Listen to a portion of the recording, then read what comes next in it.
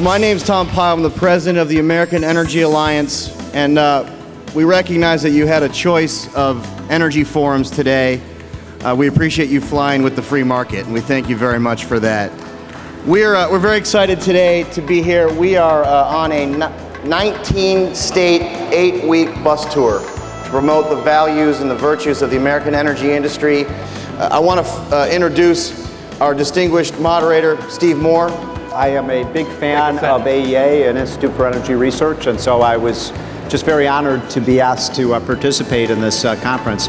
I'm just going to start by saying this, that I think the energy picture in America and the energy story in America is the greatest untold story in a decade. There is now more oil in North Dakota than there is in Saudi Arabia.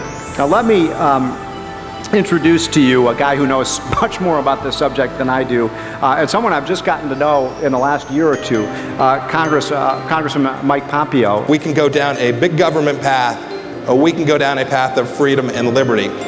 That same phenomenon exists here in the energy industry. I have a piece of legislation that gets rid of every energy tax credit in the entire Internal Revenue Code. It's energy neutral, it gets rid of all of them. Nuclear, wind, there's a couple oil and gas tax credits as well. It is energy neutral to the maximum extent possible. It lowers everyone's tax rate as a result of that. When people talk about creating a level playing field for energy between all the various sources that we get electricity, it's an amazing story when you look at the actual levels of subsidy versus the rhetoric. I'm actually the only United States Senator who serves as a Republican who serves on both the Energy Committee as well as the Environment and Public Works Committee. In Wyoming, for 122 years that we've been a state, we have been able, through multiple use of the land, to be able to accomplish all of those things. So what I would say is let the free market work. We need all of the energy. We need to make it as clean as we can, as fast as we can, but do it in ways that do not cheat the taxpayer and continue to find ways to do it and not hurt American jobs. Thank you.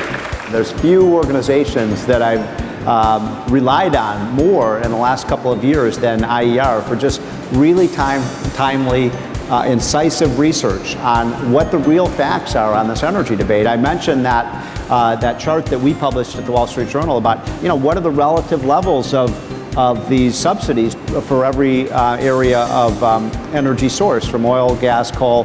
That research came right from AER, which found it in an obscure Department of Energy report that they tried to bury because the Obama administration was embarrassed by the results of it.